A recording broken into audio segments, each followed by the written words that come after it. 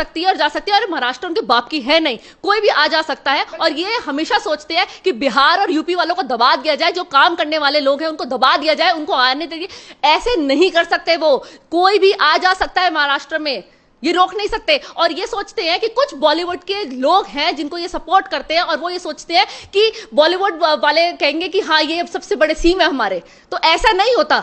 कोई भी आ जा सकता है, ये रोक नहीं सकते। इन्होंने कैसे कह दिया कि कंगना को ये रोकेंगे? इनकी हिम्मत कैसे हुई, इनकी औकात कैसे हुई कि इन्होंने ऐसे बोल दिया कि कंगना को रोकेंगे? जिस तरीके का व्यवहार किया जा रहा है कंगना के साथ, मैं ये पूछना चाहती हूँ कि वो मुंबई में रहती नहीं थी? वो कितने सालों से मुंबई में रहती थी, वो टैक्स भरती थी, उसका घर है, तो जहां उसका घर है वो टैक्स भरती थी, वो आ जा सकती है, उसे कोई रोक नहीं सकता। और किसी के बाप में दम नहीं है जो कंगना को रोक दे। महाराष्ट्र एक भारत का पार्ट है, ये कोई पाकिस्तान नहीं है जो यहाँ के लिए वीजा लगवाना पड़ेगा।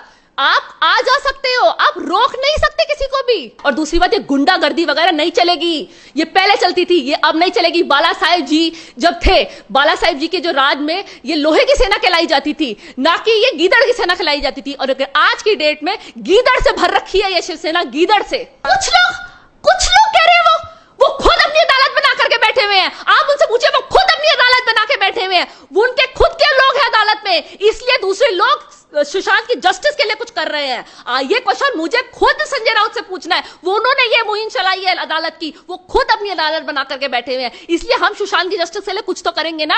हम चुप करके तो बैठेंगे नहीं, हाथ पे हाथ धर के तो बैठेंगे नहीं, हम भी तो अपनी आवाज उठाएंगे। और जब हम अपनी आवाज उठाते हैं, ये अक्सर हमारी आवाज को दबा देते हैं। नमस्कार, स्वागत है आपका हमारे चैनल प्यारा हिंदुस्तान पे। आप सभी जानते हैं कि जिस तरीके से संजय राउत बौखला गए थे और वो ये कहते हैं कि कंगना रनावत को महाराष्ट्र आने की जरूरत नहीं है, तुम महाराष्ट्र में रहती हो, और उसके बाद मुंबई पुलिस के लिए इस तरीके की बातें करते हो, तो आपको महाराष्ट्र आने की जरूरत नहीं है। संजय राउत ही नहीं बल्कि तमाम लोग बॉलीवुड में से ऐसे हैं जो कंगना रनावत को लेकर, इसी चीज को लेकर धमकी दे रहे हैं। तो उसको लेकर कंगना रनावत ने ट्वीट भी किया है। उन्होंने कहा है कि 9 तारीख को मैं महाराष्ट्र आ रही हूं और जिसके बाप में दम है वो रोक के दिखाए। तो इसी पे बात करने के लिए हमारे साथ मौजूद है मानवी तनेजा, और मैम से बात करेंगे इसी मुद्दे को लेकर। मैम, जो संजय राउत इस तरीके की धमकी देते हैं, तो कंगना रनावत ने भी बोल दिया है कि 9 तारीख को मैं महाराष्ट्र आ रही हूं और जिसके बाप में दम है वो मुझे रोक के दिखाए। मुझे समझ में नहीं आता कि शिवसेना को प्रॉब्लम क्या है। अगर सुशांत की सीबीआई इंक्वायरी हो रही है तो उनको प्रॉब्लम है, अगर कंगना रनौत मुंबई आ रही है तो उनको प्रॉब्लम है, अगर ड्रग्स एंगल निकल रहा है तो उनको प्रॉब्लम है। अब ये जो मुंबई है उनके बाप की तो है नहीं, अगर कंगना आ रही है मुंबई तो कोई रोक नहीं सकता। और कंगना ने अपने ट्वीट पे क्लियरली लिखा है कि 9 तारीख को आ रही है, तो मैं हूं या कंगना हूं, कोई भी वो मुंबई आ सकती है और जा सकती है, और महाराष्ट्र उनके बाप की है नहीं, कोई भी आ जा सकता है। और ये हमेशा सोचते हैं कि बिहार और यूपी वालों को दबा दिया जाए, जो काम करने वाले लोग हैं उनको दबा दिया जाए, उनको आने दीजिए। ऐसे नहीं कर सकते, वो कोई भी आ जा सकता है महाराष्ट्र में, ये रोक नहीं सकते। और ये सोचते हैं कि कुछ बॉलीवुड के लोग हैं जिनको ये सपोर्ट करते हैं, और वो ये सोचते हैं कि बॉलीवुड वाले कहेंगे कि हाँ ये सबसे बड़े सीम है हमारे, तो ऐसा नहीं होता। कोई भी आ जा सकता है, ये रोक नहीं सकते। इन्होंने कैसे कह दिया कि कंगना को ये रोकेंगे? इनकी हिम्मत कैसे हुई, इनकी औकात कैसे हुई कि इन्होंने ऐसे बोल दिया कि कंगना को रोकेंगे? महाराष्ट्र एक भारत का पार्ट है, ये कोई पाकिस्तान नहीं है जो यहाँ के लिए वीजा लगवाना पड़ेगा। आप आ जा सकते हो, आप रोक नहीं सकते किसी को भी। जिस तरीके का व्यवहार किया जा रहा है कंगना के साथ, मैं ये पूछना चाहती हूँ कि वो मुंबई में रहती नहीं थी? वो कितने सालों से मुंबई में रहती थी, वो टैक्स भरती थी, उसका घर है, तो जहां उसका घर है वो टैक्स भरती थी, वो आ जा सकती है, उसे कोई रोक नहीं सकता। और किसी के बाप में दम नहीं है जो कंगना को रोक दे। और मैम, यहाँ पे जिस तरीके के कंगना को लेकर तमाम तरीके की बातें की जा रही हैं, उन्हें ट्रोल जो किया जा रहा है इन्हीं की पार्टी की तरफ से, ये तो चाहते ही नहीं है कि कंगना आए, ये तो चाहते ही नहीं है कि सुशांत के लिए कोई आवाज उठाए। अब कंगना की वजह से देखिए, इनिशियली जो मुहिम स्टार्ट हुई थी वो कंगना ने स्टार्ट करी थी, क्योंकि जब सुशांत की डेथ हुई थी तो सबने मुंबई पुलिस से तो डिक्लेयर कर दिया था कि सुसाइड है, तो कंगना ने ये नेपोटिज्म का मामला लेकर शुरू किया। लेकिन हाँ, जैसे धीरे धीरे जांच आगे बढ़ी, उससे पता लगा कि ये नेपोटिज्म नहीं है, ठीक है, लेकिन कंगना की तो है, कंगना ने इनिशियल स्टेप किया था। और अब जो कंगना कई ड्रग पेडलर्स को एक्सपोज कर रही है, कंगना ड्रग्स वालों का नाम लेना चाह रही है, तो इनको बहुत मिर्ची लग रही है, इनको बहुत डर हो गया, इनका चेहरा इतना सूज गया, सड़े हुए टमाटर की तरह बन गया। जब जब ड्रग्स का नाम लिया जाता है तो शिवसेना का जो चेहरा है वो सड़े हुए टमाटर की तरह बन जाता है, ऐसे लगता है मुंह में दही जम गई हो। इनसे कुछ भी सवाल पूछो, ये जवाब नहीं दे पाते हैं। और मैम, यहाँ पे ये भी बात है कि रिया चक्रवर्ती जब इनसे सिक्योरिटी मांगते हैं तो मुंबई पुलिस भाग के उन्हें सिक्योरिटी देने के लिए चली जाती है, और कंगना जब बोलती है कि मैं ड्रग्स पेडलर और ड्रग्स के मामले में कई बड़े बड़े खुलासे कर सकती हूँ, मुझे सिक्योरिटी चाहिए, तो ये सिक्योरिटी देने से मना कर देते हैं। बिल्कुल सही कहा आपने।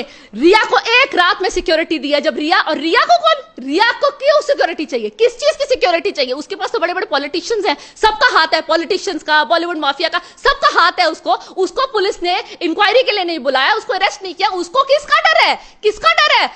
जिसको एक्चुअल सिक्योरिटी देनी चाहिए कंगना को, वो कंगना को सिक्योरिटी क्यों नहीं दे रहे?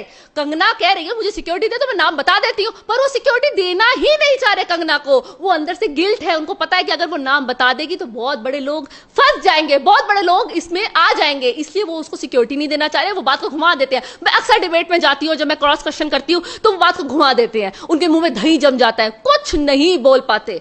हमें पूछते कुछ हो, वो जवाब कुछ और देते हैं, क्योंकि वो शिवसेना पूरा सपोर्ट रिया को दे रहा है, वो सबको पता है, और कंगना को कोई सपोर्ट नहीं मिल रहा इनकी सरकार की तरफ से। मैम सवाल ये भी है कि जो भी लोग सुशांत सिंह राजपूत के मामले को या ड्रग एंगल को लेकर अपनी आवाज को उठाने की कोशिश कर रहे हैं, जैसे कि अभी आपने बताया कि जब आप डिबेट में होते हो नेशनल मीडिया पे, तो इन्हीं के शिवसेना के जो नेता हैं वो किस तरीके का व्यवहार करते हैं?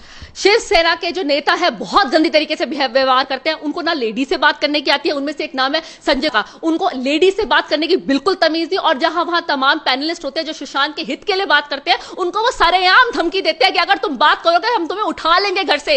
ये एक, अगर आपको लगता है, आप यूट्यूब में देख सकते हैं, आप चैनल के उसमें देख सकते हैं, माध्यम में जाकर के क्लियरली धमकी दी है उन्होंने। लाइव डिबेट में, लाइव नेशनल डिबेट में उन्होंने धमकी दी है कि अगर आप हमारे खिलाफ बोलोगे तो हम उठा लेंगे। तुम्हें पता है शिवसेना के गुंडे हैं, गुंडे अगर तुम्हारे घर आए तो पता, तो उन्होंने वर्ड गुंडे यूज किया। आप सोच सकते हो कि कितना वो प्रेशराइज कर रहे थे कि उन्होंने गुंडा वर्ड यूज किया है। तो खुद ही वो दिखा रहे हैं, वो फेस ऑफ शिवसेना आते हैं एज अ डिबेट में, तो खुद ही एक वर्ड यूज करते हैं गुंडा। और लेडीज से कैसे बात करी जाए उनको ये तक की तमीज नहीं है। सबसे पहले अगर वो कहते हैं ना शिवसेना को रिप्रेजेंट करते हैं, उनको ये अकल होनी चाहिए लेडीज से कैसे बात करी जाए। और दूसरी बात, ये गुंडागर्दी वगैरह नहीं चलेगी, ये पहले चलती थी, ये अब नहीं चलेगी। बाला साहेब जी जब थे, बाला साहेब जी के जो राज में ये लोहे की सेना कहलाई जाती थी, ना कि ये गीदड़ की सेना कहलाई जाती थी। और अगर आज की डेट में गीदड़ से भर रखी है ये शिवसेना, गीदड़ से। और मैम जैसे कि आपने कहा कि जो भी आदमी आवाज उठाता है उसकी आवाज को दबाने की कोशिश की जा रही है, तो आप समझ सकते हैं कि जब डिबेट में होते हो तो आपके साथ इस तरीके का व्यवहार करते हैं जो शिवसेना वाले हैं। संजय राउत ने यह कहा था कि कुछ लोग अभी अपनी अदालत बना के बैठे हैं और अब वो कंगना को धमकियां दे रहे हैं, जैसे कि आप बता रहे हो। तो लोगों को धमकी क्यों दी जा रही है इनके द्वारा? कुछ लोग कह रहे हैं वो खुद अपनी अदालत बना करके बैठे हुए हैं। आप उनसे पूछिए, वो खुद अपनी अदालत बना के बैठे हुए हैं, वो उनके खुद के लोग हैं अदालत में, इसलिए दूसरे लोग सुशांत की जस्टिस के लिए कुछ कर रहे हैं। ये क्वेश्चन मुझे खुद संजय राउत से पूछना है। वो उन्होंने ये मुहिम चलाई है अदालत की, वो खुद अपनी अदालत बना करके बैठे हुए हैं, इसलिए हम सुशांत की जस्टिस के लिए कुछ तो करेंगे ना।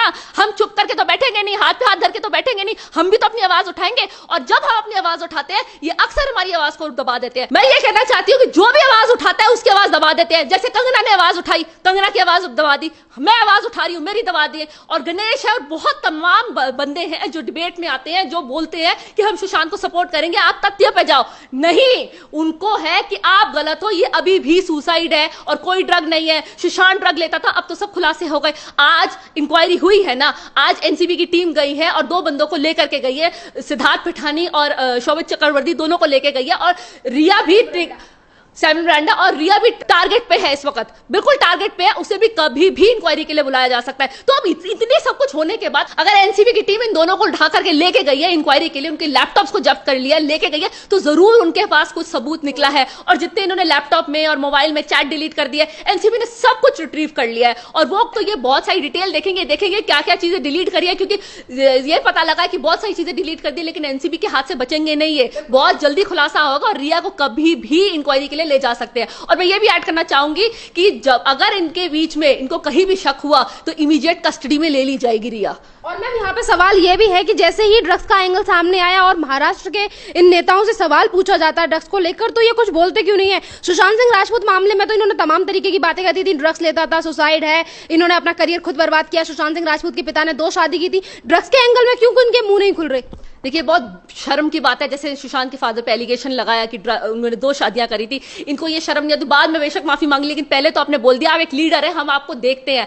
अगर आप लीडर को अपने देखते हो और जैसे लीडर करता है वैसे आप बिहेव करते हो, अगर आप ही बिना सोचे समझे कुछ बोलोगे तो आपकी जनता क्या आपको फॉलो करेगी? दूसरी बात ये कि आपने ड्रग्स की बात करी है, तो सुशांत पे इनिशियली तो बोल रहे थे सुशांत ड्रग्स लेता है, सुशांत ड्रग्स लेता है, लेकिन अब जैसे सीबीआई और एनसीबी ने खुलासा किया है कि सुशांत ड्रग्स लेता नहीं था, सुशांत को ड्रग्स दिया जाता जाता था, तो वो लेता नहीं था। आज जैसे उनको इंक्वायरी के लिए लेके गए हैं सैमुअल मिरांडा को और सिद्धार्थ पठानी को, शोभित चक्रवर्ती को, तीनों को लेकर के गए हैं, तो अब धीरे धीरे खुलासा होगा। ये रिया को भी शिकंजे में घसेंगे। और मैं आपको ये भी बताना चाहती हूँ कि मुंबई पुलिस और सीबीआई और एनसीबी, ईडी बहुत डिफरेंट तरीके से काम करती है। मुंबई पुलिस कैसे काम करती है, वो सीधा आपको पकड़ लेती है और आपसे फिर इंटेरोगेशन करती है। लेकिन सीबीआई, ईडी और एनसीबी ये पहले आपके पुख्ता सबूत इकट्ठे करते हैं, आपके खिलाफ जितना सारा आपके एविडेंस है वो सब कुछ इकट्ठे करते हैं, फिर आपको गिरफ्त में लेते हैं। मैम, जिस तरीके का रवैया इसमें महाराष्ट्र गवर्नमेंट का रहा है सुशांत सिंह राजपूत के मामले को लेकर, एक तरफ रिया को लेकर इतनी बड़ी बड़ी बातें और दूसरी तरफ सुशांत सिंह राजपूत के परिवार को बदनाम करने की सोच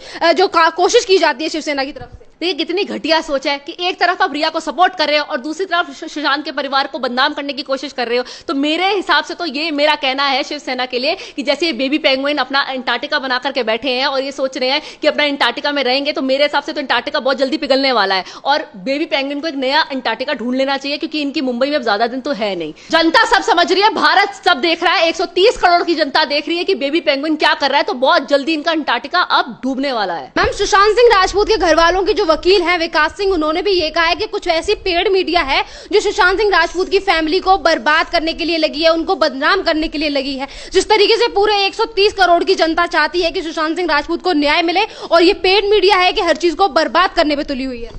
एक तो भारत सुशांत सिंह को न्याय दिलाने पे लगी हुई है और उस पे तक वाले हैं जो उसको बर्बाद करने पे लगी हुई है। Hi, I am GVN Raju, life skills coach and mimicry artist. Please share and like ESP TV Telugu. నా పేరు మద్దాలి రఘురామ్, కార్యదర్శి కిన్నెర art theatres. Like, share, subscribe ESP Telugu TV. Hi friends, my name is Shanti Maharaj. Like, share, subscribe ESP TV Telugu. Honest Talk with Ishwar Sharath. Honest Talk with Ishwar Sharath. Subscribe ESP channel. ESP TV Telugu. ESP TV Telugu ఛానల్స్ని అందరు తప్పకుండా subscribe చేయండి. భావాజాలాన్ని, మన యొక్క సిద్ధాంతాన్ని ప్రచారం చేయడంలో మన టీవీ, ఎస్పీ టీవీ ఉంటుంది కాబట్టి మనం అందరం కూడా సపోర్ట్ చేయాలని చెప్తున్నాం.